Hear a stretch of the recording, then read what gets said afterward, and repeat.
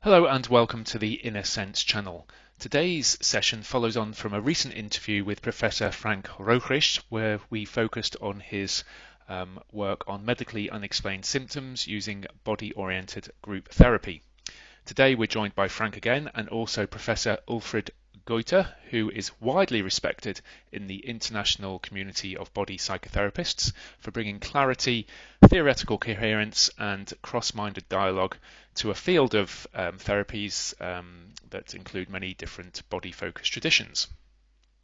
Professor Geuter has had many teaching roles in postgraduate psychotherapy training in institutes across Berlin, so we're really lucky that he is joining us today with Frank. Please remember to subscribe to the Inner Sense channel for more information about inner body awareness, also known as interoception, and tips and ideas for how to improve your own body awareness and well-being.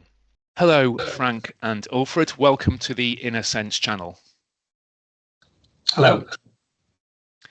I'd like to start with a simple question. What is body psychotherapy, and how would you distinguish it from other types of therapy which usually focus on mental or cognitive aspects of people's everyday experience? Who starts?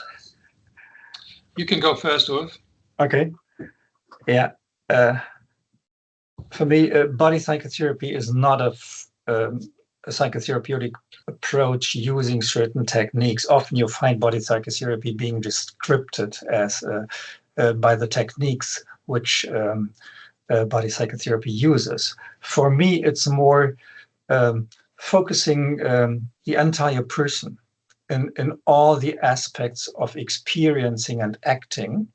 So that means that when we talk about a mental content, like other psychotherapists do, we always include the bodily experience which relates to that content. No? So, for instance, I can ask, "What are you feeling when you're speaking about this?"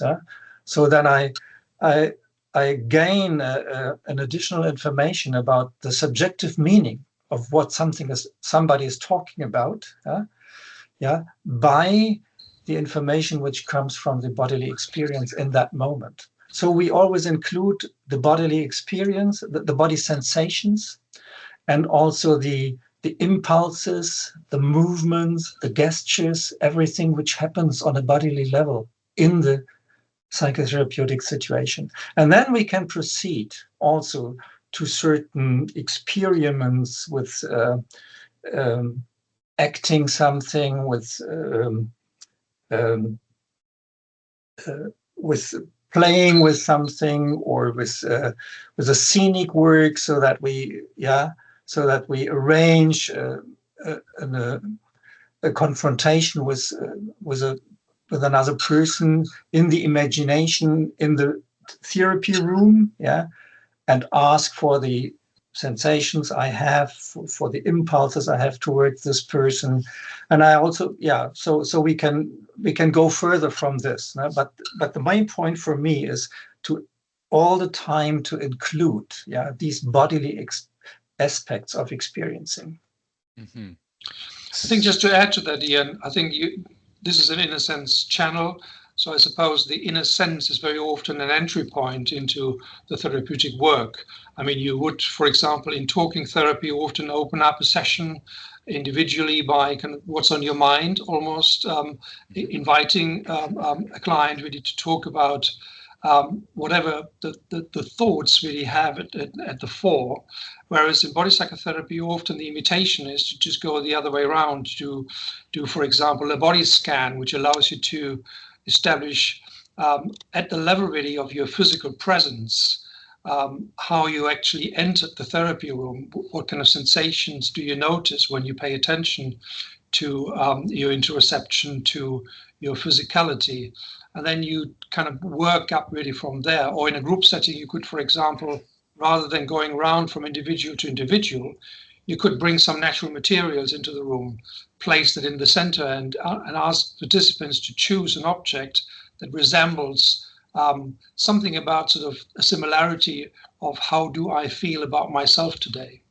Yeah, it's good that Frank mentioned that in a sense, because the information about my experiencing I gain by the inner senses, by proprioception and interoception. Yeah, that's the way of coming to know. Yeah, what something means to me. Yeah. So if we are sitting here together in this channel and talking to each other, so you could describe the situation by what you see, what you hear, and everything, but what it means to you and to me and to Frank sitting here, yeah, how we feel in this situation, that's something which only we can feel ourselves subjectively inside our body. Yeah.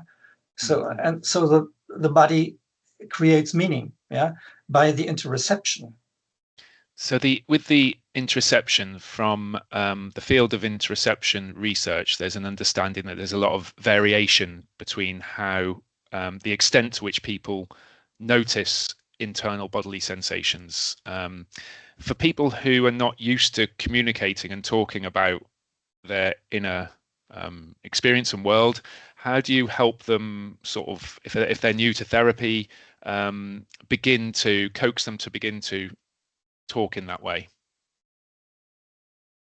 For instance, give you an example. I can ask somebody comes into the therapy room. The one person, I think about special patients, he turns back and goes to the shelf and takes a book out of the shelf.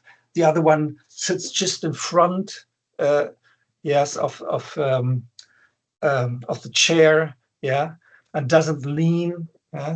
The next person sits like this, and so an intro could be to say, how do you feel when you are sitting like this, when you're doing this, yeah, when you can't lean, or if you turn towards the door.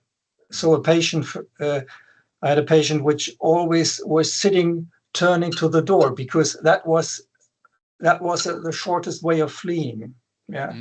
So to leave the therapy room, she couldn't look at me for a long time. So we can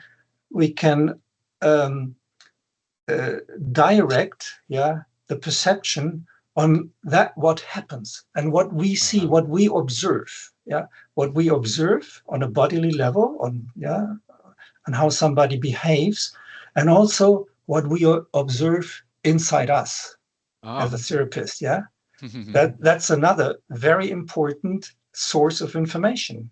How do I react? In which state do I feel? Yeah. In the interaction with that patient in this moment. Yeah. So and I also can use this. I can explicitly tell the patient what I'm feeling now and maybe have a hypothesis what that could mean, or I could, if I feel something like a chain around my breast or something when I see a person, I could ask what are you feeling here when I have the assumption that I feel something what the patient is subconsciously communicating to me and what I feel inside my body. That's also an important source of information in the therapeutic communication. Right. So I'm aware from your books that you've written about the theoretical framework for body psychotherapy. So maybe in a while we can talk about how to make sense of what you've just said, how the therapist's feelings might be useful for the patient or the client, but then there's also some practical aspects of the therapy which you've already introduced. I'd like to explore some of those later as well. Frank, did you have anything else to add? But I think the one important aspect to add on a theoretical level is there's something about the authenticity of what is referred to as body language or nonverbal interaction. And I mean, you asked for a particular situation where a client might not actually be used to have access really to his own inner states and or a therapeutic process that tries to actually put a finger on that very aspect of the self. Sometimes you can actually start with a talking of some kind, and continue observing the interactions really at the level of nonverbal communication alongside. And as Rolf said, you may come across contradictory information, for example, which is also very often a useful and important entry point. Somebody might talk about how well everything works currently. I had a brilliant week, and you see a fist kind of sort of forming whilst the person is talking constantly. So there's a mismatch of information which then needs to be explored, obviously. And that's another way, and sometimes it can be quite revealing for clients to be reminded of the fact that there is actually different sources of information and that they do not entirely match, and it could actually be quite relevant for them to explore that further. Mm. Yes, yeah, that's, I mean,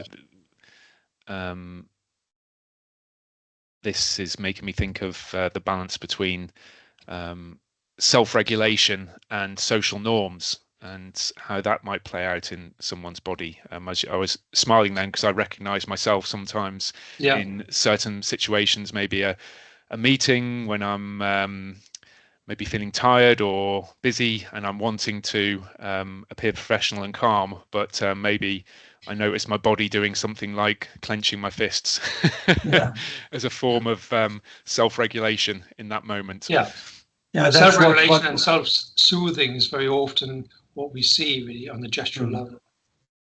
That's what Rogers and client-centered therapy named as incongruencies. So if something is incongruent between what somebody says and what you see and what you can observe, and what the body tells, so then you can focus on that contradiction. So I guess for the therapist, I know some body psychotherapists in England, and they have to go through long training, maybe 5 years of training, hundreds of hours of practice, which includes themselves undergoing body psychotherapy. I'm guessing from what you're saying, if the therapist is disclosing their feelings and sharing them with the client, they have to be able to discern what's theirs, what's something to do with their current situation, and what they're getting from the client. Is that correct, or is there anything to say around that? It's absolutely correct. Yeah, I think the training is rooted in experiential work for the therapists, and that means, I mean, one example would be the usage of touch in psychological therapies. A very delicate procedure that requires you to fully understand the impact of touch on various levels. You need to time it. You need to find acceptance. You need to communicate your own ability to actually utilize that kind of direct body-to-body contact. And that's certainly something you can theoretically grasp. You have to experience yourself in your training. Yeah, and you have to become acquainted with that. Yeah, so you need a lot of self-experience in body psychotherapy and experience with yourself. Yeah, so that you feel sure what you are doing and what you can do, and so that you don't get anxious about the consequences. Yeah, you can evoke when you do something with the client. Yeah, you have to be sure that you can contain. Yeah, whatever will be happen in the therapy hour. And I think there's what is evoked is often emotional material, and that's, I guess, a bit of a blind spot of psychological talking therapies. I mean, the history of psychiatry, for example, can be rewritten from the perspective of all sorts of attempts to make sure that we don't need to engage with negative emotions. And it's something that unfortunately very often hampers the progress in therapeutic processes, because traumatic experiences, adversity, emotional neglect, any of those experiences obviously mean that people develop a range of emotional responses to those tragedies in life, and they need to be communicated, they need to be engaged in psychological therapies in order to be transformed into something which is meaningful and actually helping clients to find alternative ways of dealing with those situations, those difficulties in life. Mm-hmm. So all of this felt sensation that they maybe have not talked about before, definitely in a safe setting maybe, or talked about in the way that a body psychotherapist will help them to, that's been kind of churning around for a long time and not had a way to complete itself. Is that correct? Yeah, take an example in trauma therapy with traumatized individuals who, particularly when it comes to complex trauma, what we call complex post-traumatic stress disorder, for individuals who've been growing up almost with a repetitive traumatic experiences, very often this is regulated on a physical level in two particular ways, either through dissociation, trying to numb feelings in order not to feel the impact of the trauma, or with what we call hyper-regulated sort of responses, where the person is left constantly acting towards something which, again, seems to be keeping the traumatic experience at bay. But those are malfunctioning regulation systems. They do not really provide solutions in terms of meeting my inner demons, so to speak, in terms of the aggressiveness really that I carry in me as well. Yeah. If you want, I could give you an example exactly for that, what Frank is talking about. Please do. Yeah. A therapy hour, I just think about a patient who had been raped when she was 16, and she had various previous therapies she had done, and she still was often overwhelmed by memories of this rape she had experienced. And in 1 hour, we addressed that with the EMDR, the eye movement desensitization and reprocessing, with the rapid eye movements. And I worked with the EMDR with her. And when she thought about that situation, that triggered disgust, and there came an urge to spit something out and a cramp in her jaw. And then she clenches her teeth to prevent the penis entering her mouth. And when she focused that situation in the EMDR session, so in EMDR, we ascertain a so-called SUD level, a subjective unit of distress, so that which should not be too high. And she said it's at 7, on a scale between 0 and 10. And she didn't want to use the classical technique, and so I suggested her to just clench her fist, right, left, in a rhythmic movement. In rhythmic alteration, and then in the second round of confrontation, something happened which Frank is talking about. Then that aggressive feelings come up in a therapy, and you have to handle them. And she suddenly felt an impulse to hit this person and to punch him at his solar plexus. And I picked up this impulse and let her go with that impulse, and then she punched. I invite to follow this impulse, and this is normally not done in verbal therapies. And she said, "You are a point." With that sentence, she punched, and she still had a SUD 4 to 5 when I asked her. And when I asked her what is needed so that the SUD can go further down, she first said, I want to vomit, but then she remembered the moment when this man was coming over her and tried to penetrate her in her vagina. And then she had a picture, an image of kicking him in his face. And then I left the EMDR. There's a certain protocol how you go forward, and I left that and changed to a body psychotherapeutic process by inviting her to go with that image. And and to do the real kicking in that situation. Yeah, with the image of this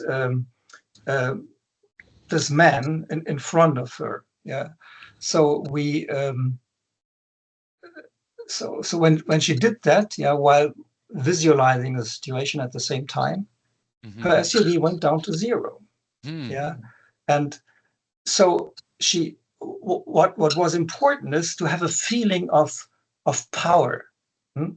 Whereas in the situation of the rape, she was feeling powerless. Yeah, so she didn't know what to do. And then in EMDR, we at the beginning of the session we ask for what somebody thinks about herself in the situation and what she wants to have thought about herself in the situation. And the sentence she had as her wish is, "I recognize and protect my boundaries." And after that kicking, she said, "Well, yeah, that's it. My feeling now is I protect my boundaries." Yeah? And so now she could superimpose this sentence, "I protect my boundaries," over the memory. Yeah, so that's the way something can work. But if I do such a work, yeah, I have to be clear that I can contain the situation. I couldn't do that if I would be anxious about what happens, if I would be anxious in relation to the aggressiveness of the patient, of this client in the situation. Yeah, I must be clear that I can invite that impulse so that it can live. Yeah. So I can, from what you're saying, I can imagine it's a real art or a craft to remain sensitive to what the intensity of what the client is experiencing, but also yourself to sort of be able to, as you said, remain calm and not become anxious yourself. Yeah. And so there are certain open aspects to invite that and to hold that. Yeah.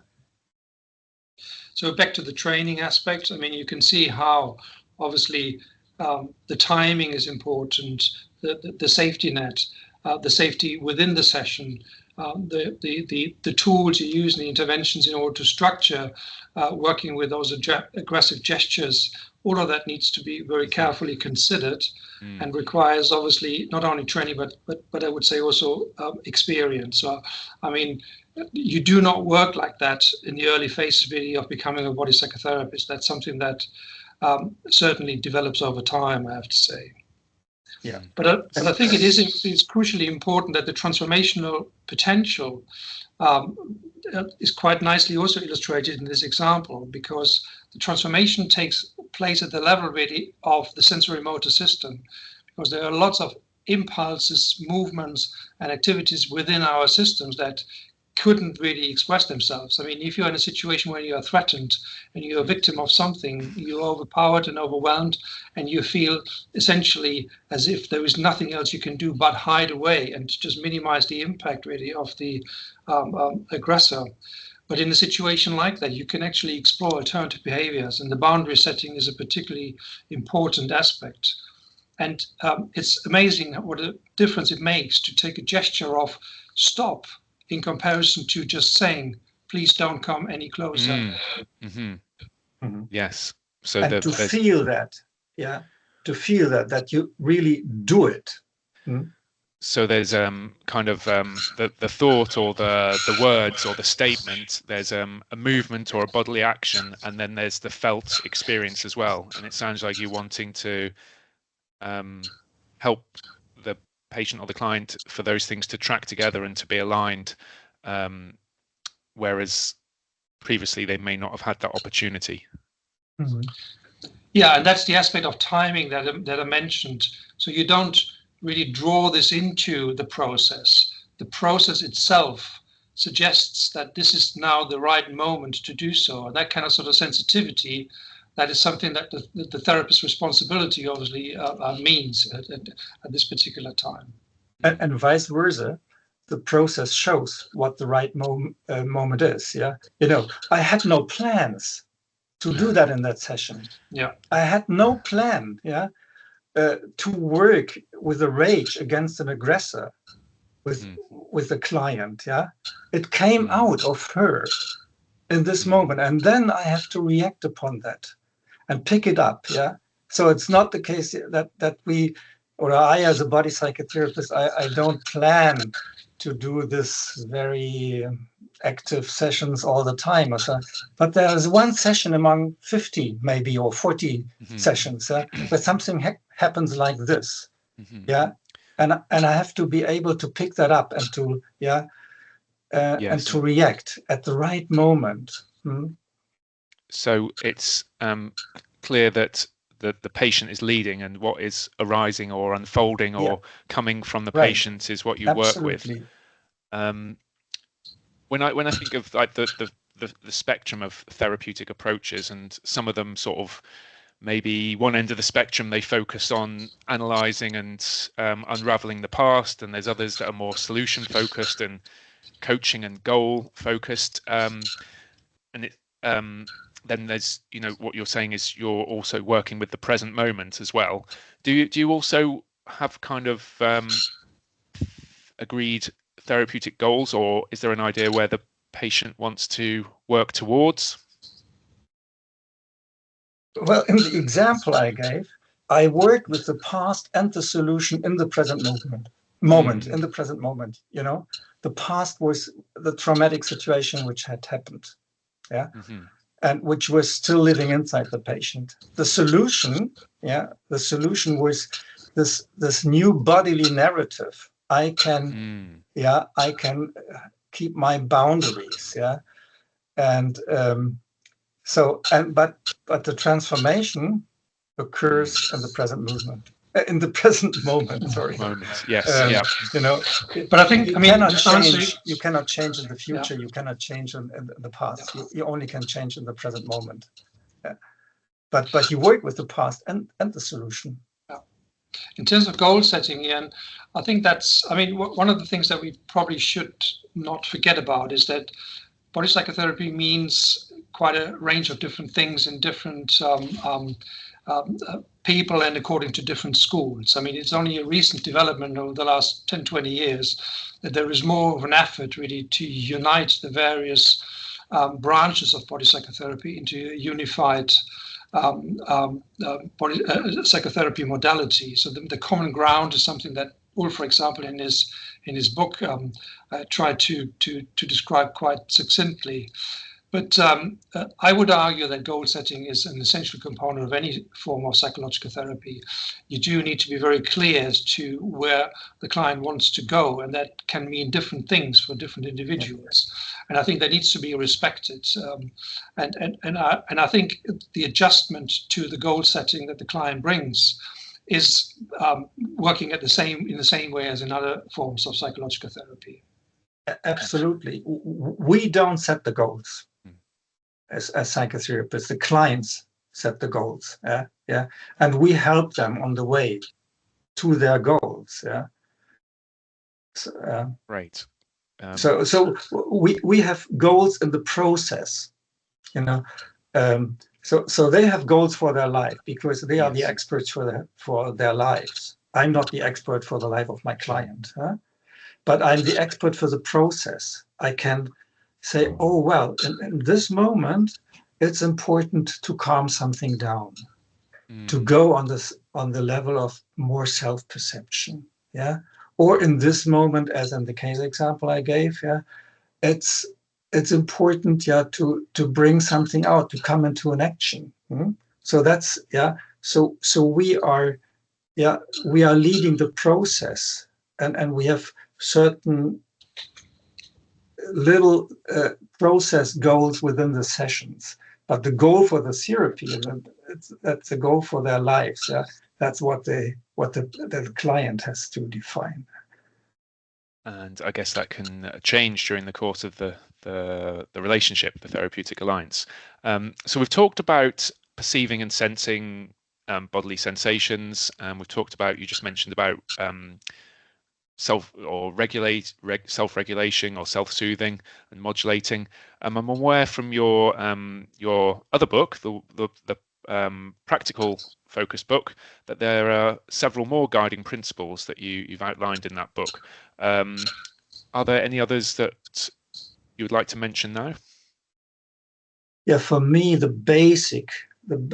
basis of body psychotherapy is working with the perception, with the inner perception of the present moment. Yeah. So what I said at the beginning of our talk, yeah, so that we use the bodily experiences to create meaning. So this can mean that I let me give an example. A patient of mine, she was talking about the problems she has with her husband, and her voice was like, you say that in English, staccato voice? Oh, yes, yeah, yep. Yeah, it was such a staccato voice, yeah? And I heard this staccato voice, and I said, well, and I turned her awareness to the sound of her voice and what the sound of her voice says to her. And then she said, well, that's the voice she uses towards her husband. And that's the way she keeps her husband away from her, talking in this way.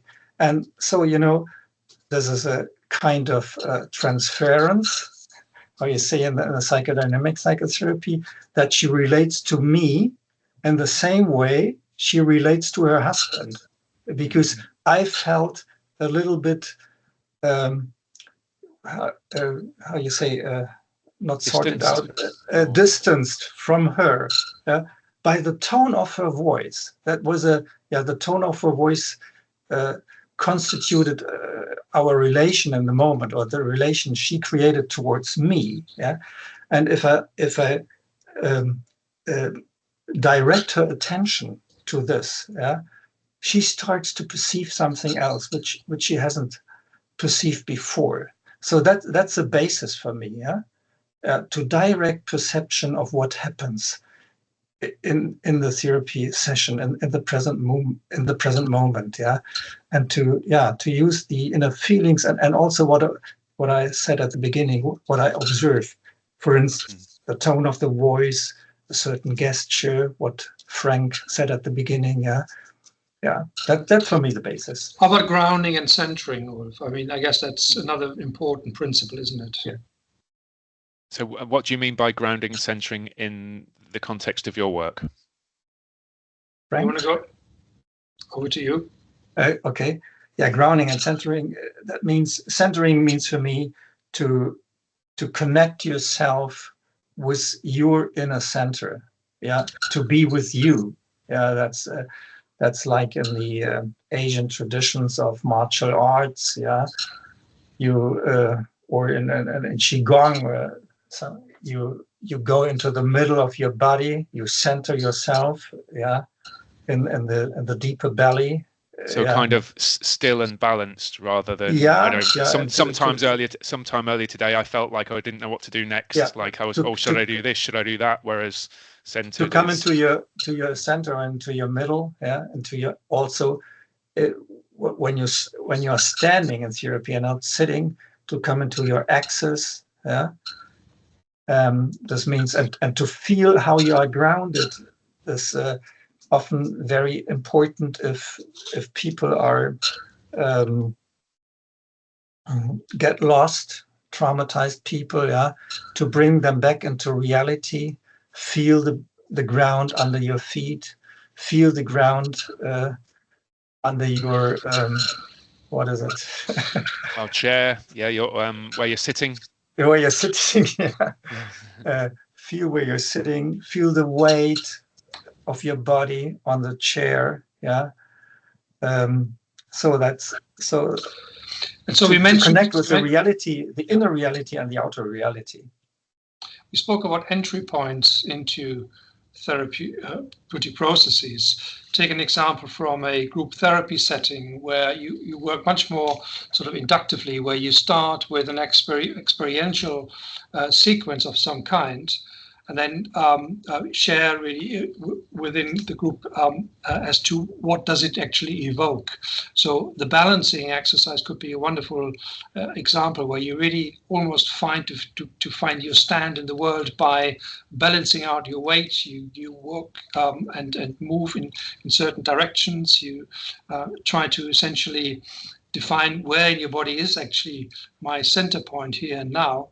And there's a lot of variation that comes up on an experiential level, which again connects with individuals' storylines, with individual constellations really of how am I relating to others in the world, what's my position within society, and so on and so forth. So it's very often, again, this kind of sort of bottom-up work into processes. Grounding is another important concept. Take anxiety as a profound emotional regulation problem that lots of people bring into psychological processes. Grounding can be a fundamental experience of, well, I can use my own strength, capabilities, and resources to actually counterbalance the overwhelming emotions of some anxiety-provoking incident. Yeah, I like the way that you explain that there, the anxiety-provoking incident. So it sort of suggests that the incident has got the potential to provoke anxiety, and you're encouraging the person you're working with to use their resources to be able to not feel so anxious in that potential situation that could evoke anxiety, rather than assuming that it has to be anxious. Correct, yeah. And it's not just grounding, and body psychotherapy as a whole works quite profoundly with capabilities, resources, and that's certainly something which differentiates body psychotherapy to some extent from many of the talking therapies, where the deficit perspective seems to be the main focus in therapy. So what did go wrong? In what way do you not behave effectively? What did you learn in order to not really function well in a particular context? But it's equally important to mobilize the resources that have always been there and can be actually reactivated. And these resources are, to quite a large extent, physical resources. And not only the resources who have always been there, but also the potentials, something which came up, which you have not yet. So the patient could discover new dimensions of themselves that they can use, that they maybe haven't. Alternatives, new alternatives of how I can feel, how I can behave, how I can act. As you know, Ian, I work a lot with patients who've got functional somatic symptoms, and they have a very negative body image. They have a very strong, almost isolated perspective towards all the things that do not work well in their bodies. And it can be quite revolutionary to actually concentrate the therapeutic process not on any of these symptoms, but to discover that there are things that actually keep going well in the background. I mean, the pulse, the breathing, the strength in the muscular system, all of these basic capabilities are still there. So you create almost an insular awareness of something which counteracts the negativity of the body image of the disorder.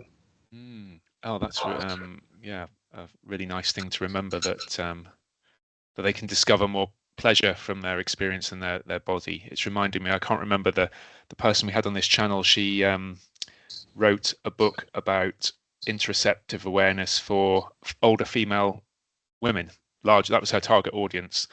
And the way I left that conversation was that over the years she's developed a kind of it's like going to the gym and developing a muscle, but she's developed her inner body awareness to tune into pleasurable sensations rather than all of the unpleasant things that happen as she ages. Yeah, in somatic experiences, they talk about pendulation.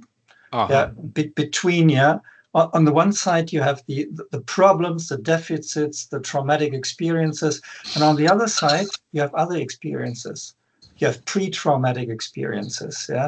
You have yes, even if you have a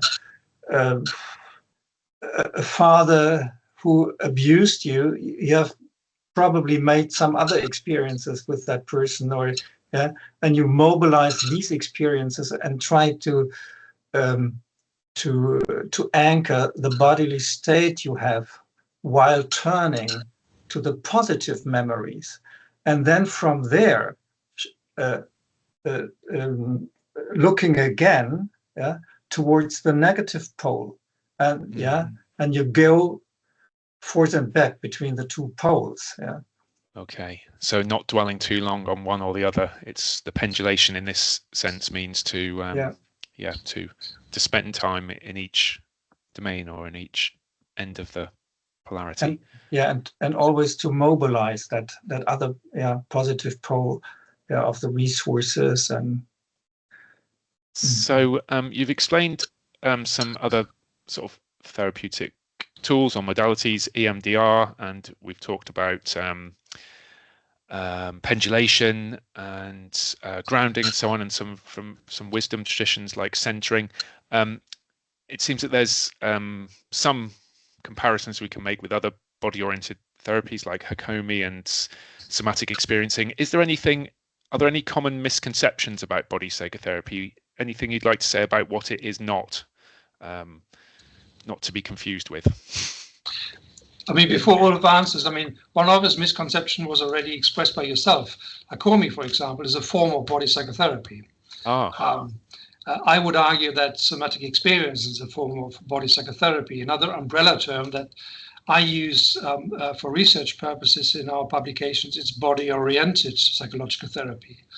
But there is much more common ground, really, that between those various modalities, as it says on the tin in terms of all the various labels that we come across when we put a search term of body psychotherapy into a search machine. So I think that's one of the misconceptions, that there are all these various different schools. I think there is body psychotherapy with branches, and there's, I would argue, minor variation between those various approaches. The main variation is around the other theoretical assumptions. Is it more leaning towards psychodynamic, relational form of psychological therapy, which informed by the psychotherapy in its development? Or is it something which is much more in the here and now and having more of humanistic sort of psychology stance? But over to you, Ulfried.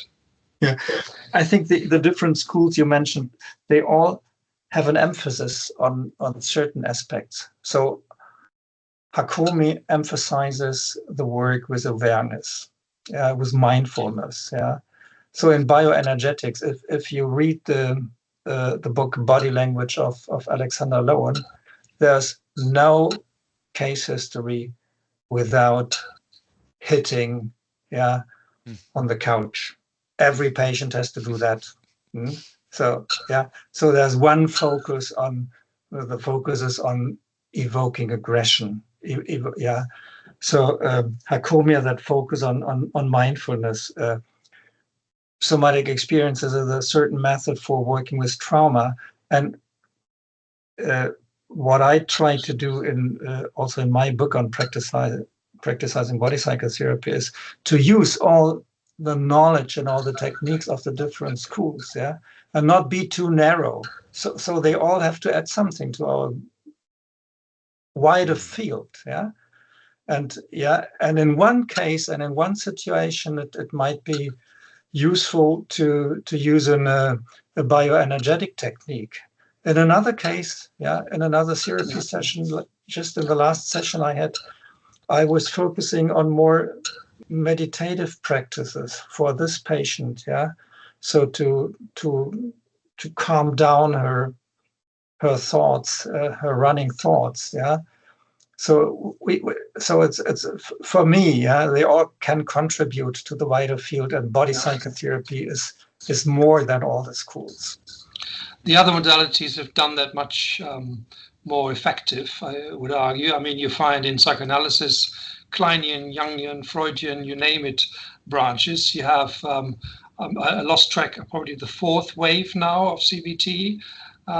So there is further enrichment, collecting sort of aspects really, particularly at the interventional level, that serve the treatment of clients under particular circumstances, but they would never really lead to a debate around, is that still cognitive behavior therapy or not? And we are coming almost the other way around, really, from a diversification, really, of approaches into sort of unification, really, at the level, really, of a theoretical underpinning. And that's really where this wonderful book comes in so handy, because it actually looks at embodied cognition and enactivism from philosophy as two major theoretical concepts that lend themselves almost to be the building blocks for a theoretical foundation of body psychotherapy. Oh, yes. So, Ulfried, maybe you could expand a little bit on that theoretical framework, and some people may not have come across the idea of enactivism, yes. So, can you speak to that, please? Well, the central idea is to view at the human being as an acting being in interaction with the world. Yeah. So that's not so new. I mean, you had these kind of theories also in Russian psychology in the 30s, Vygotsky. I don't know how you call that in English, maybe action theory. That's pretty similar. Yeah, it's a certain view of viewing the person, and what is important is to see the human being in the relation with the outer world, with the world of things and the world of others. So that and also to have a understanding of life as a property,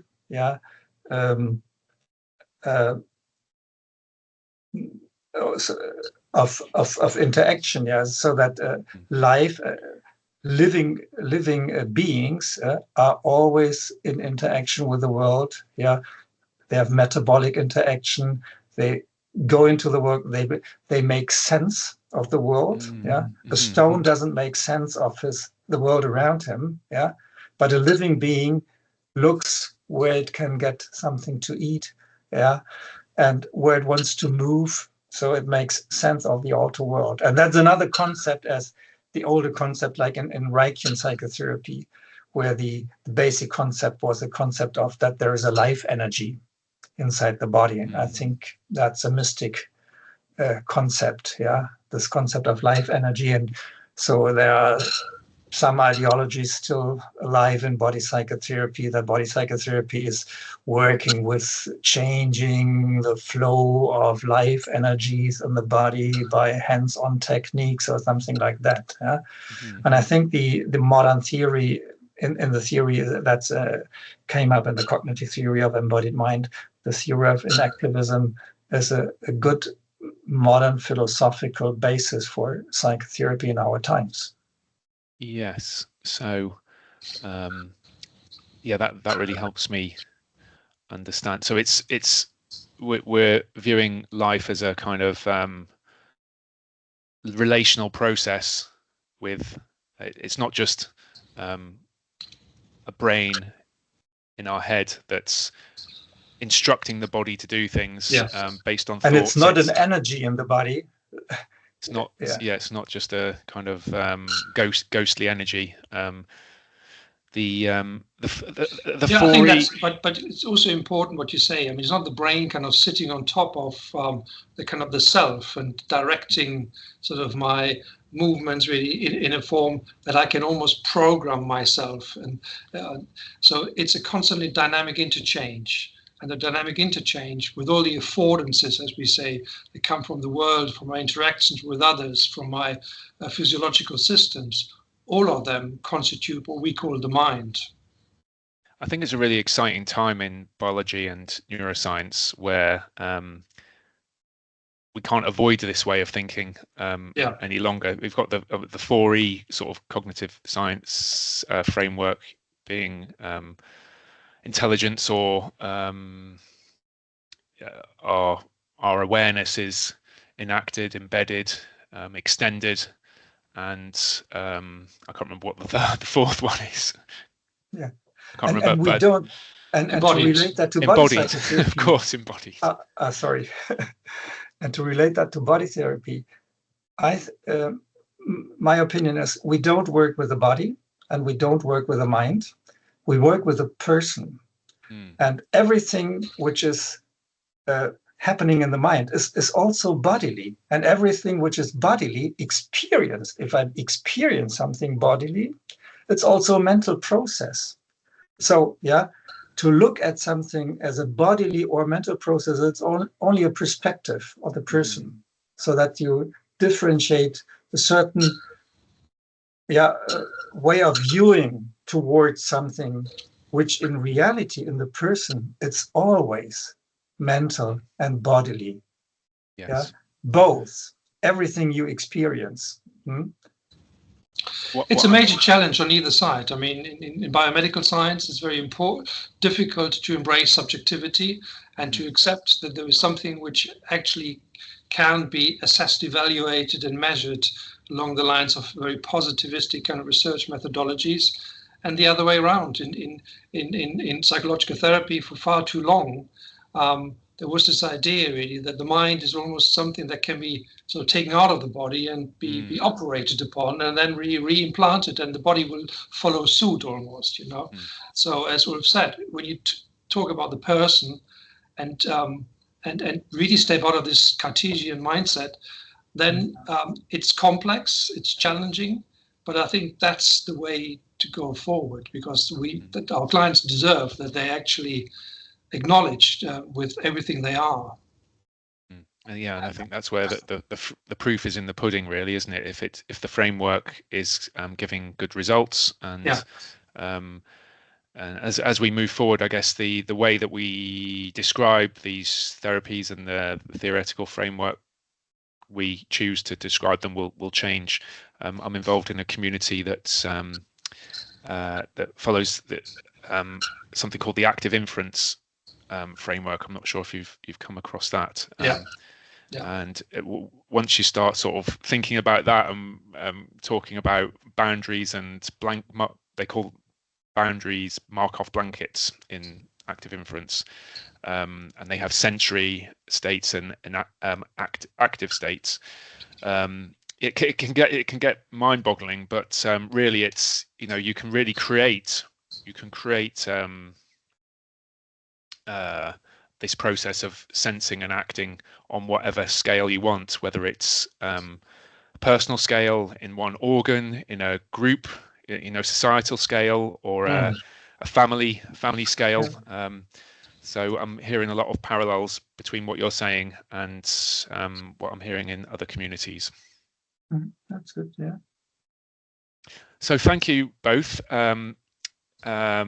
I've really been looking forward to this conversation. Is there anything else you'd like to add before we finish? Any tips for people who might want to maybe, if they're not confident to necessarily seek out a body psychotherapist straight away, anything that they can do for themselves? Well, I suppose, I mean, it very often it starts at a very basic level, I suppose, of taking your body seriously, and that's a bit of a zeitgeist challenge, because we do see a lot of people who take their body seriously. I would argue in the wrong sense, because they instrumentalize their body. They go to the gym and pump themselves up really and try to kind of perfection their systems. But if you just pay attention to your bodily signals, to your inner sense, as we said earlier on, there's a lot to gain really from that kind of inner awareness, and that in itself, I suppose, will almost sort of get you onto a journey to not just really try to problem solve at the level really of thinking it through. Yeah, and don't choose the therapy according to what you are thinking, but what you are feeling, what is right for you. Thank you both. Wonderful pearls of wisdom. In the previous session with Frank, I placed some links to Frank's work. Ulfried, thank you for joining us. I'll put a link to your book and to your other sources of work. If you're welcome to send me other websites that you'd like to share. And that just leaves me to thank you very much, and I hope we can speak again some other time. Thank you, Ian. Thank you.